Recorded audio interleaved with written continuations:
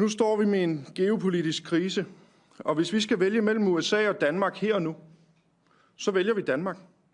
Vi vælger NATO, vi vælger Kongeriget Danmark, vi vælger EU. Men én ting skal alle forstå. Grønland vil ikke ejes af USA. Grønland vil ikke styres af USA. Grønland vil ikke være en del af USA. Vi vælger det Grønland, vi kender i dag, og som er en del af Kongeriget Danmark. I morgen der mødes Grønland og Danmark med USA. Vi kommer sammen, vi bliver sammen, og vi går sammen. Vi vil gerne dialogen, og vi vil gerne samarbejde. Vi søger ikke nogen konflikt, men vores budskab er klart. Grønland er ikke til salg. Det har vi gjort klart fra starten.